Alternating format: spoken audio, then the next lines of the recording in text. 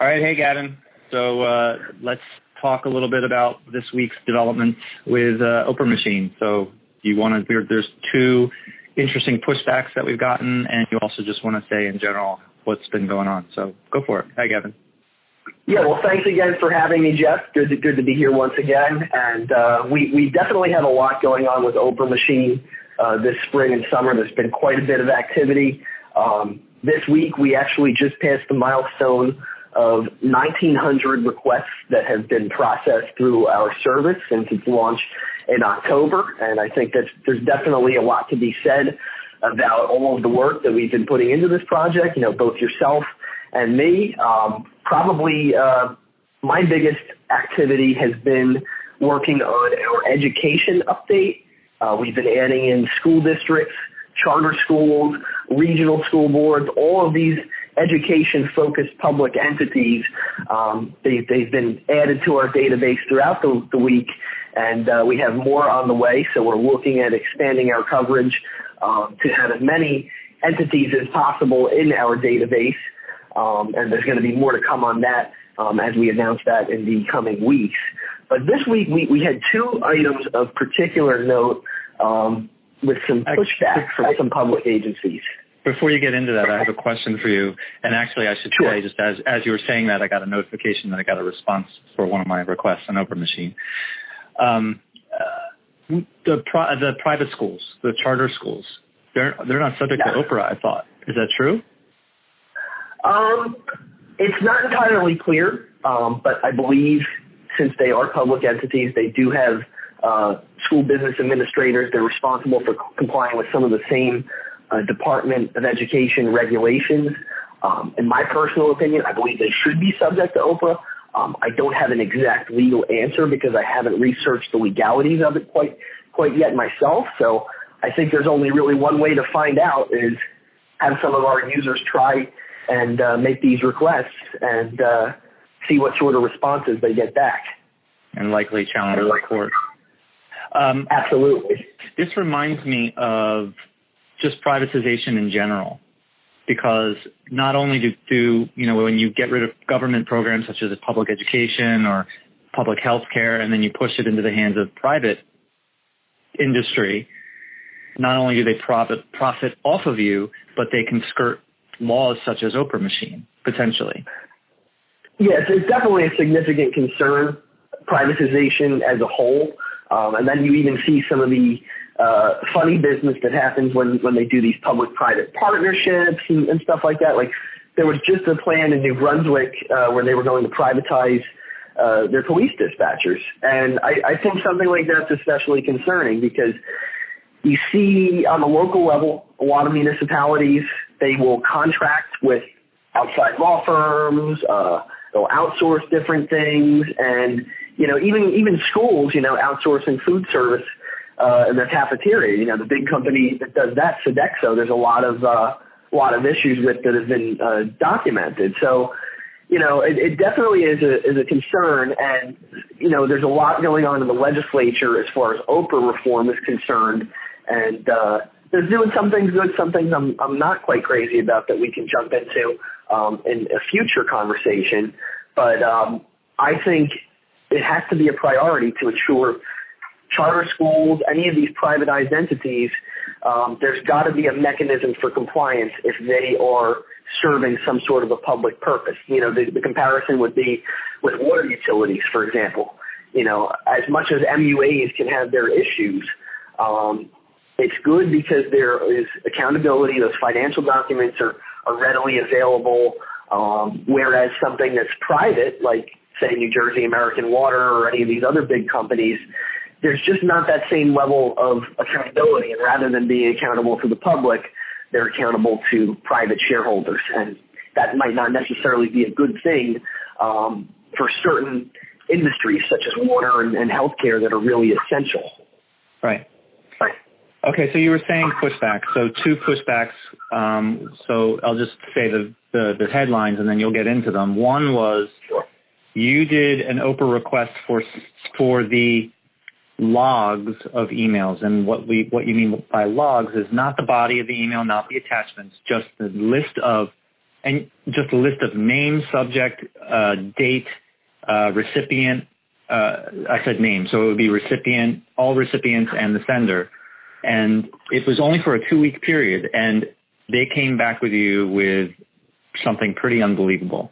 And then the other one was Charlie Cradaville, who just announced his candidacy for mayor of New Brunswick. He's a journalist up in New Brunswick. He got pushback from an entity because they simply said, we don't accept requests from OPRAmachine, even though from their point of view, they come in exactly the same format, which is just simply text and an email. So go ahead and describe both of those situations, please. Yeah, so for the first instance, just to clarify, it wasn't actually me that filed that OPRA request for the email logs. That was actually filed by one of our most prolific users of OPRAmachine, Jen Alexander. She went ahead and she asked for about 2 weeks of email logs for the Middlesex County prosecutor himself, Andrew Carey. And a lot of Charlie's reporting has really shed some light on both Mr. Carey, and there was even some ethics issues as far as a lack of information on his financial disclosure form. I didn't realize the connection. I didn't realize that was the same one that Charlie came after. Yeah, he's been heavily after this guy. Absolutely, and for good reason too. Because if you look at the Middlesex County Prosecutor's Office and their history with OPRA, they actually just had another case in March, and an appeals court. This is according to an article I read on mycentraljersey.com. An appeals court ordered the Middlesex County Prosecutor's Office to pay $20,000 in legal fees for an OPRA case that they lost over a 911 audio tape. So this is an office that, they have a troubled history with complying with OPRA for whatever reason that might be.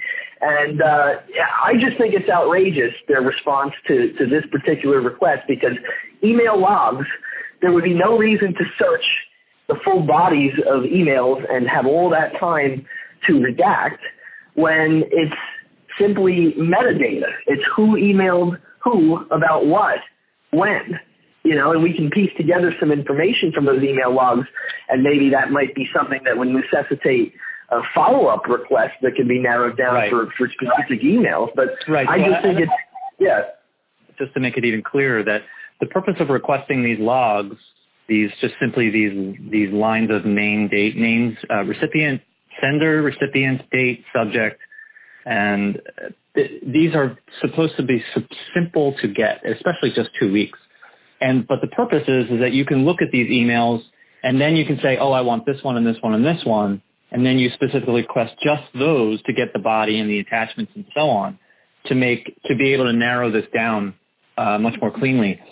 And this also relates to, I believe that this precedent to get this information was recently set by John Paff in a Supreme Court case, I believe, that he won, saying that metadata, data about the data, meaning the subject line, the headers of the emails, is in itself a public document and therefore subject to OPRA.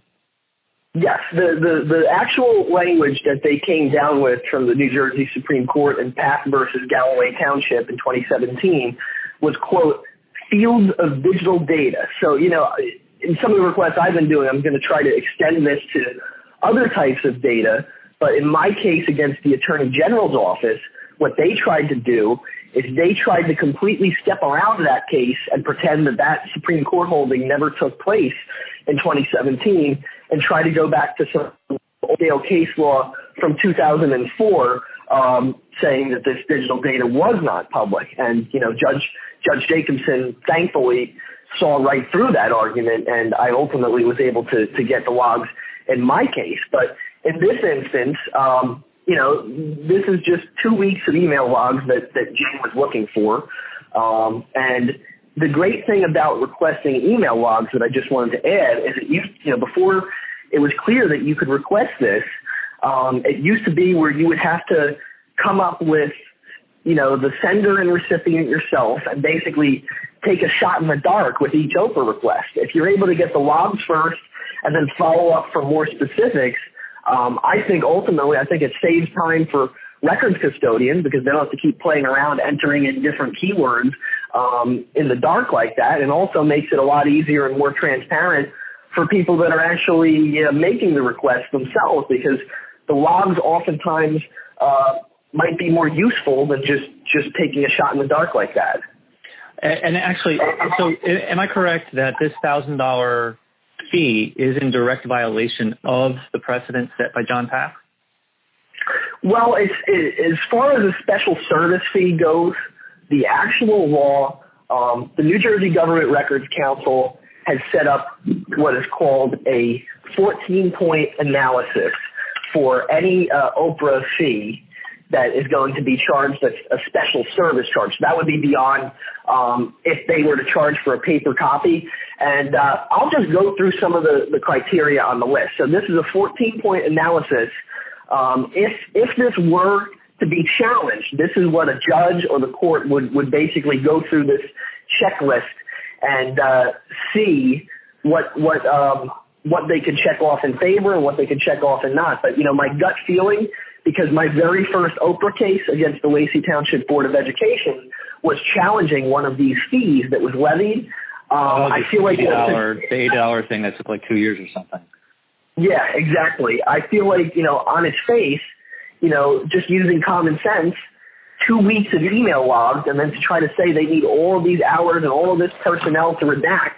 And given the fact that this office has already been on the losing side of these previous OPRA cases where they've been paying out legal fees, my gut feeling is that if this were to be a case that was challenged, I think the requester would definitely have a strong argument against this fee. Now, just for the benefit of everybody listening, I'm just going to run through some of the stuff on this list. So the first question they ask is, what are the records that are requested? We already know it's the email logs.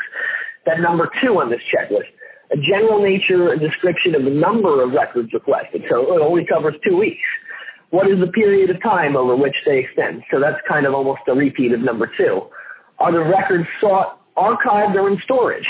No, they're not, because they probably use Microsoft Outlook or Exchange for email, like, almost every other major government or enterprise organization. And then they say, what is the size of the agency, the number of employees available to handle it? What extent do they have to be redacted? What is the level of personnel? And it always has to be the lowest capable person that's able to handle it that they can charge. Hourly rates, blah, blah, blah, and then people that can accommodate it, what's the availability of information. So it's this detailed 14-point fee analysis, and we can even link to this so people can see it. And this is basically what's going to have to be done by, most likely a superior court judge, because the GRC is just, it's broken right now. When it takes 2 years to get to the adjudication of the case versus 2 or 3 months in superior court, superior court is definitely the best way of challenging any OPRA denial at this juncture until the legislature, maybe takes more action to rework the GRC to make it a little more effective. But I think, when we just look at this with common sense, 2 weeks of logs that they could easily print out from their database, I think it's a bit of a stretch to want to charge almost $1,200 for that. I think it's absurd. I don't know if there are plans to challenge this fee, but my gut feeling would be that a complaint would likely be successful. Yeah, I'm thinking as a sinister person who runs one of these governmental bodies, like, is that information in storage or archived? Okay, I'd be like, okay, so as soon as emails come in, we have to immediately store and archive them so that they're not, just like trying to think of ways to get around this. It's really hard for me to see how this $1,000 fee is not an effort to hide something. Absolutely.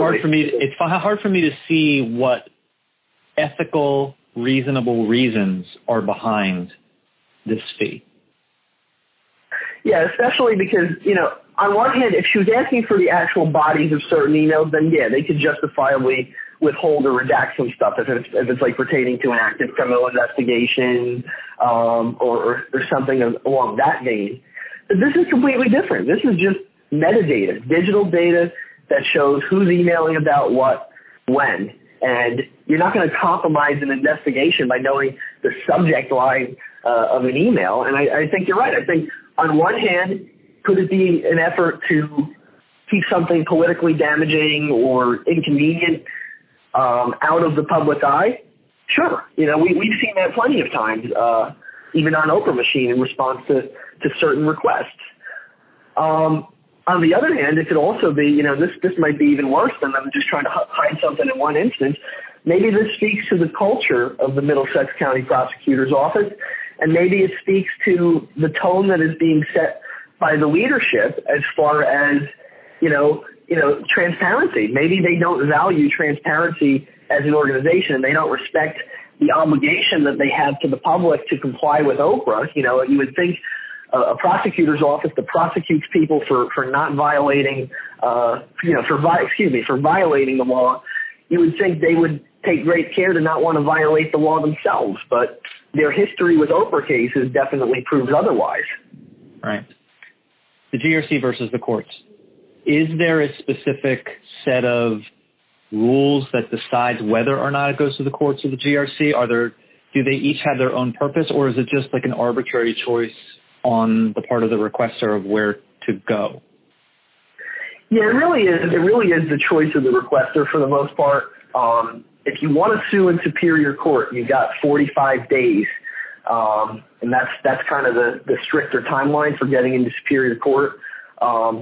You can really do whatever you want either way. The GRC is definitely, if you are not represented by an attorney and you're just going to do it pro se, you're probably better off at the GRC, so you don't have to get into the technicalities and expenses of court filing fees, because you won't, if you're representing yourself pro se, you won't be able to get attorney's fees or anything like that back. And that's definitely one way. Yeah, that's definitely one way that I have, because if you don't have an attorney, there's no attorney's fees. But you're the attorney. A pro se attorney by definition is the attorney. You still have your own costs.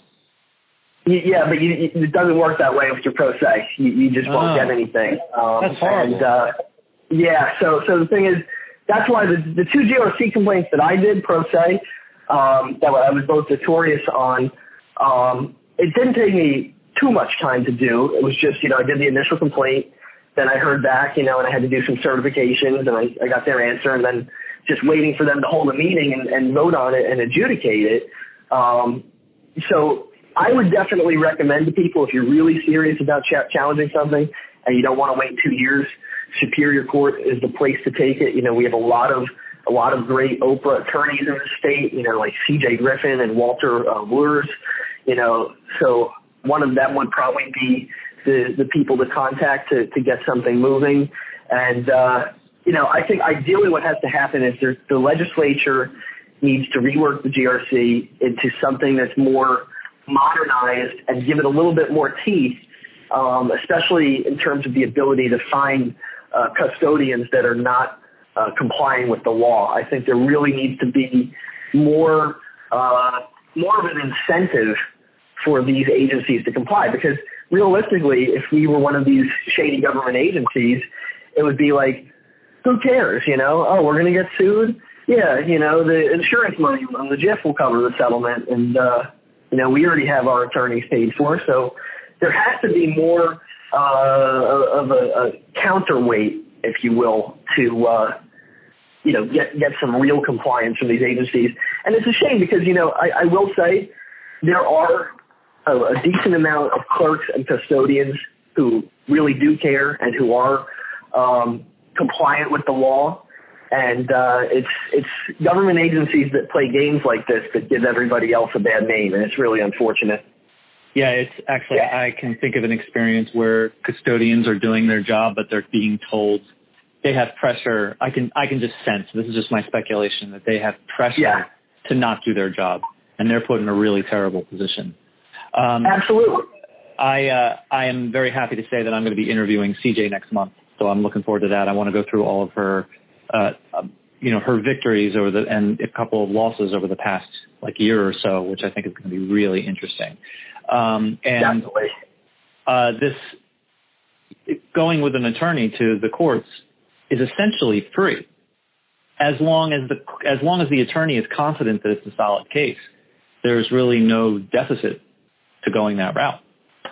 And that's probably one of the best things about the current version of OPRA, that attorney fee shifting, that has enabled, it opened the doors of the courthouse to people that ordinarily wouldn't be able to sink in all of the money and attorney's fees in order to do that. And I think, for all of the shortcomings of OPRA currently, I think that is probably one of the best things that the legislature got right, because these attorney fee shifting provisions, they really have enabled a lot of this litigation to take place that otherwise wouldn't have been filed. Hal, so last question about this, and then let's go on to Charlie and close this out, which is, do you know roughly how long that fee shifting law has been around? I couldn't give you an accurate timeline on that, but I would believe that once OPRA was put on the books around 2001, after it replaced the original right to know law, I think that's where a lot of that came into place, but I don't have a 100% authoritative answer on that. Okay, yeah, I agree. That is probably one of the most important things that really puts teeth into this. Certainly. Charlie, so the other pushback that we've gotten. Yeah, so this was actually something I was expecting this whole issue to turn into, another battle, like how we're currently fighting back and forth with some of these towns to get them to take the requests. The issue was, Charlie made use of our batch request feature on OPRAmachine to get the elected official salaries and benefits for pretty much almost all Middlesex County. And he came up with a really well-worded request. So he went to all of the almost all the towns in Middlesex and asked for compensation details and reimbursements for elected officials for various things, and he definitely turned some interesting stuff up. And when he got to the town of South Plainfield, and this is such a challenge. So the way OPRAmachine works, for anyone not familiar, is we use emails that are generated from a unique email address on our server, and that allows the request to automatically be published and tracked and all those good things. And the biggest challenge that we face is email servers can be configured 50 million different ways, and if they have an overzealous spam filter or something like that, even though we use all the industry standard email capabilities such as DKIM and SPS and all those good things, for whatever reason, they did not receive the emailed request. And the clerk was under the impression that the requests are only being put online to our site and they're not being sent directly to the municipality. So that, with that misunderstanding in mind, she responded back to Charlie saying that requests submitted through third-party services such as OPRAmachine are not valid under the law, yada, yada, yada. And I was very concerned when I saw this response because it definitely, I was under the impression that they did receive the email and that they were just trying to arbitrarily deny it. So what I did is I reached out to the clerk directly to try and clarify some of these points. And to her credit, she was nothing but professional and receptive to our points. And she said she would be checking out the site and even gave us a fax number if the emailed system wasn't going through. So, like I said, I always like when we're able to work collaboratively with these agencies, and it definitely turned out a lot better than I was expecting it to. But he still hasn't gotten the information, I believe, so this is a hopeful step, but we still have to, go through the next, to see if it actually comes to fruition. But yes, you got a good response. Yeah, we're still waiting because what happened was he originally submitted the request in May. He sent them a direct follow-up to make sure that they were receiving it, and that's when this whole response initially took place. And it's still within the 7 business days or so since then. So we'll definitely be checking back as far as the results he gets. But so far, it looks like he's been able to get a decent amount of information from these municipalities relative to elected official compensation. I think this is something that really makes the batch request functionality shine. Even, some of the batch requests you and I have done, I think it's definitely probably my favorite feature of the site, because this is the best way of really doing comparative research across towns, counties, municipalities, what have you.